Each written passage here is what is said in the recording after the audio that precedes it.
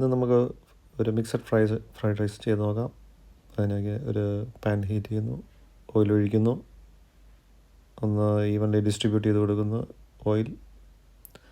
അതിനുശേഷം അതിലേക്ക് ഒരു 3 മുട്ട ഒഴിച്ചു കൊടുക്കുന്നു.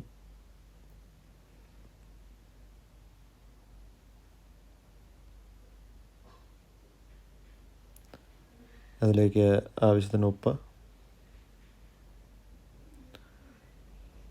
ആവശ്യത്തിന് കുരുമുളക് പൊടി,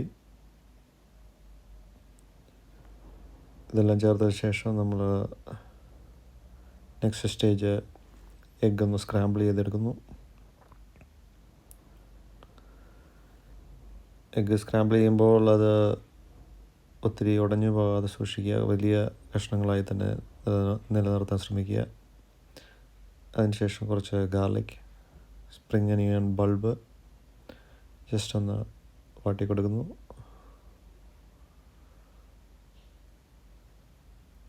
എല്ലാം വാടിയതിന് ശേഷം നമുക്കതിലേക്ക് ആവശ്യമായ വെജിറ്റബിൾ, ക്യാരറ്റ്, ഒരു വലിയ ക്യാരറ്റ്, ബീൻസ് ഒരു പിടി ബീൻസ്, മഷ്റൂം ഒരു പിടി, ക്യാബേജ് ആവശ്യത്തിന്, അതിനുശേഷം കുറച്ച് ഷ്രെഡഡ് ചിക്കൻ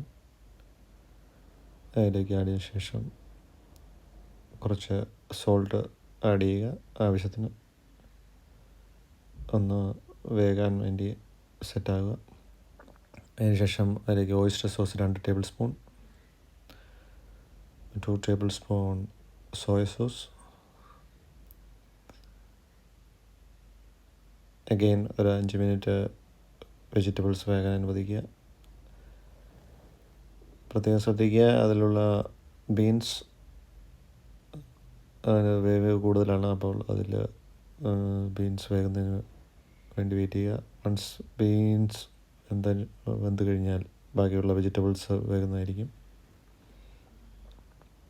സോ വെയിറ്റ് ചെയ്യുക 5 മിനിറ്റ്സ്.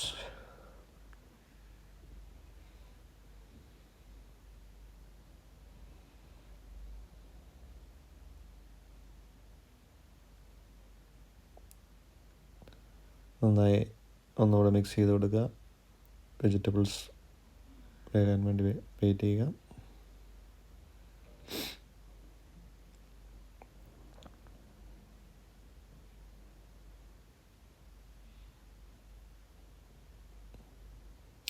അതിനുശേഷം നമ്മൾ കുക്ക് ചെയ്ത് വെച്ചിരുന്ന ഫ്രൈഡ് റൈസ് അതിലേക്ക് ആഡ് ചെയ്ത് നന്നായി ഇളക്കി യോജിപ്പിക്കുക. ടോസ് ചെയ്ത് യോജിപ്പിക്കേണ്ടവർക്ക് ടോസ് ചെയ്യാം.